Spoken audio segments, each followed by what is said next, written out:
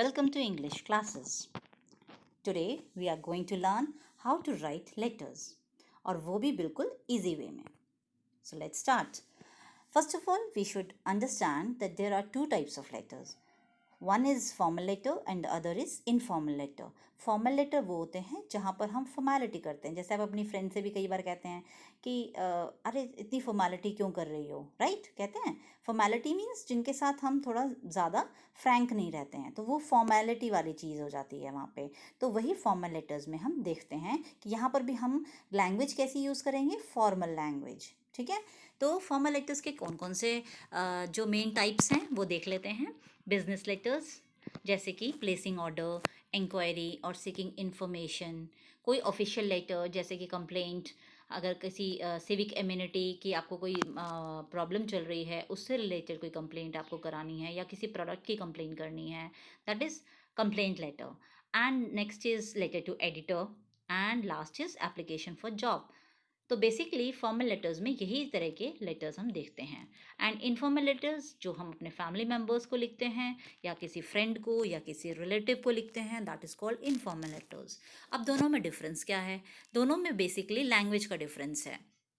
Format almost same होता है but हमारा जो लैंग्वेज होता है वो दोनों में काफ़ी डिफरेंट होता है. फॉर्मल लेटर्स में हम बिल्कुल फॉर्मल लैंग्वेज यूज़ करेंगे, जबकि इनफॉर्मल लेटर्स में हम इनफॉर्मल लैंग्वेज यूज़ करेंगे. सो हमारा जो क्लास 11th एंड 12th है उसके सिलेबस में हमारे पास फॉर्मल लेटर्स आते हैं.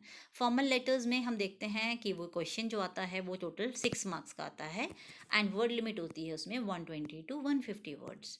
मार्क्स डिस्ट्रीब्यूशन देख लेते हैं. तो 1 मार्क जो होता है वो फॉर्मेट का होता है, 3 मार्क्स जो होते हैं वो कंटेंट के होते हैं एंड 2 मार्क्स जो होते हैं वो एक्सप्रेशन के होते हैं. तो हर चीज़ का हमें पता है एक सेट फॉर्मेट होता है, तो वो फॉर्मेट अगर हम फॉलो करते हैं तो ईजिली हमको 1 मार्क मिल जाते हैं. अगर जो कंटेंट है वो रिलेटेड होना चाहिए, क्वेश्चन से रेलेवेंट होना चाहिए, तो हमें 3 मार्क्स उसके मिलते हैं. And expression means the type of language you have used. उससे रिलेटेड आपने लैंग्वेज कैसी यूज़ करी है, आपकी एक्यूरेट कितनी ग्रामर है, कितने अप्रोप्रिएट आपने वर्ड्स यूज़ करे हैं, वो 2 मार्क्स का होता है. सो इस तरीके से मार्क्स डिस्ट्रीब्यूशन जो होता है वो फॉर्मल लेटर्स में टोटल 6 मार्क्स का क्वेश्चन पूछा जाता है. आइए अब देखते हैं फॉर्मेट जो है लेटर का फॉर्मेट. एक फॉर्मल लेटर का फॉर्मेट कैसा होना चाहिए. ये अगर 8 पॉइंट्स आपने आज सीख लिए तो समझिए आपको कभी भी लेटर बनाने में दिक्कत नहीं होगी. First point is sender's address, यानी कौन लेटर को सेंड कर रहा है. आप कर रहे हैं, राइट? आप ही लिख रहे हैं ना लेटर को, तो आप सेंडर हैं, तो आप अपना एड्रेस यहाँ पे लिखेंगे. ठीक है, 2 लाइन्स के अंदर आपको अपना एड्रेस देना होता है. फिर सेकेंड पॉइंट इज डेट. कौन सी डेट को आप लेटर लिख रहे हैं वो डेट मेंशन करिए. Third point is receiver's address, यानी जो लेटर को रिसीव करने वाला है, यानी जो लेटर को प्राप्त करने वाला है, उसके बारे में आपको 3 लाइन के अंदर रिसीवर्स एड्रेस देना है. नेक्स्ट इज सब्जेक्ट, यानी विषय, यानी किस टॉपिक पे आप अपना लेटर लिखने जा रहे हैं. सब्जेक्ट के बारे में एक बात इंपॉर्टेंट मैं आपको बता दूं कि सब्जेक्ट हमेशा शॉर्ट एंड क्रिस्प होना चाहिए. कई बार बच्चे बहुत लेंदी सब्जेक्ट लिखते हैं, 3 लाइन का सब्जेक्ट लिखते हैं, दैट इज़ रॉन्ग. सब्जेक्ट का मतलब ही ये है कि आप एक लाइन में पढ़ने वाला, लेटर पढ़ने वाला ये समझ जाए कि आपका जो लेटर है वो किसके बारे में है. इसलिए सब्जेक्ट कम से कम वर्ड्स में होना चाहिए. नेक्स्ट इज सैल्यूटेशन, जैसे डियर सर, डियर मैडम या सिंपली सर या मैडम का भी आप यूज़ कर सकते हैं. Next is body of the letter. अब लेटर की मेन बॉडी आ गई है, बीच का पार्ट आ गया है, उसको 3 पैराग्राफ्स में आप डिवाइड करेंगे. फर्स्ट इज इंट्रोडक्टरी पैराग्राफ, यानी जहाँ पर आप अपने टॉपिक का इंट्रोडक्शन दे देंगे कि आज मैं इस टॉपिक के ऊपर आपसे बात करना चाहती हूँ. Next is main content. Main content के अंदर आपको 5 to 6 लाइन्स के अंदर अपनी मेन जो प्रॉब्लम है वो मेंशन करनी है. उससे रिलेटेड जो भी आपको सोल्यूशन या गवर्नमेंट की तरफ से या एज इंडिविजुअल आप क्या सोल्यूशन समझते हैं वो आप उसमें दे सकते हैं. And last is conclusion. Conclusion means अब आप जिस पर्सन को आपने लेटर लिख रहा है उस पर्सन से आप क्या चाहते हैं कि वो क्या करें आगे. तो उससे रिलेटेड जो भी आप लिखेंगे वो थर्ड पैराग्राफ आपका फॉर्म होगा, दैट इज़ ऑफ कंक्लूजन. ठीक है, तो लेटर जो बनाएंगे उसमें भी आप 3 पैराग्राफ्स का यूज़ करेंगे. Next is complimentary close. Thanking you लिखने के बाद में लास्ट में आपने यूअर्स ट्रूली या yours sincerely, yours faithfully, yours obediently, depending on the receiver of the letter. कि आपका लेटर कौन रिसीव कर रहा है। अगर आप लेटर टू एडिटर लिख रहे हैं तो आप सिंपली यूअर्स ट्रूली लिख सकते हैं। अगर आप किसी मैनेजर को लिख रहे हैं तो यूअर्स सिंसियरली या यूअर्स ट्रूली, दोनों में से कुछ भी यूज़ कर सकते हैं। लेकिन अगर आप अपने प्रिंसिपल को लिख रहे हैं तो क्या आप योर्स ट्रूली लिखेंगे वहाँ पे? नो।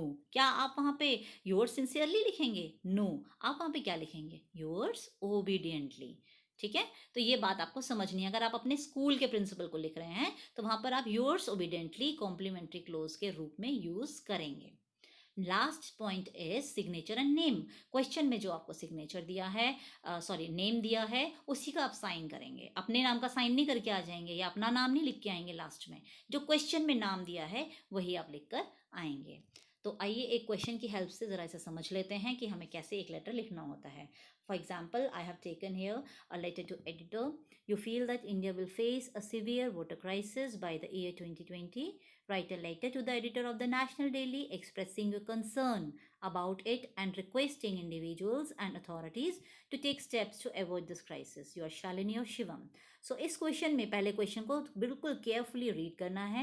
उसको रीड करने के बाद आपको समझना है कि लेटर किसे लिखना है। तो हम देख रहे हैं यहाँ लेटर लिखना है, letter to the editor of the national daily. तो नेशनल डेली होता है वो न्यूज़पेपर जो डेली छपता है। ठीक है, आप नेशनल डेली के नाम नहीं लिखेंगे, आप लिखेंगे Hindustan times, the times of India या द हिंदू। ये मेन मेन न्यूज़पेपर्स हैं जो डेली छपते हैं, उनका नाम आप वहाँ पर मेंशन करके आएंगे। तो आपको पता चल गया कि आपको लेटर किसे लिखना है।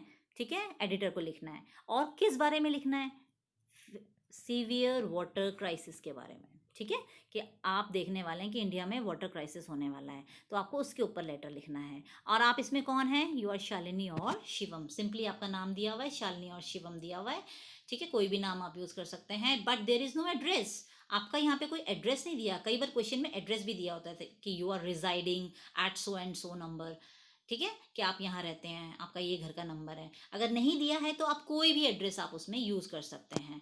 आइए देखें ज़रा, सेंडर्स एड्रेस सबसे पहला पॉइंट। ठीक है, मैंने यहाँ ले लिया है 15 जलवायु विहार दिल्ली। 2 लाइन के अंदर आपको सिंपली अपना एड्रेस डालना है। Next, leave 1 line and then date 22 July 2020। तो जुलाई में JULY, जुलाई ऐसे ही लिखना है। अगस्त लिखना है तो AUGUST, अगस्त। ठीक है, इसी तरीके से लिखना है। 22/7/2020 नहीं लिखना है, डेट का फॉर्मेट यही रखना है। देन लीव 1 लाइन और फिर उसके बाद में रिसीवर्स एड्रेस डालना है, जैसे the editor Hindustan times Delhi, 3 line में। ध्यान रखिएगा, 3 लाइन में।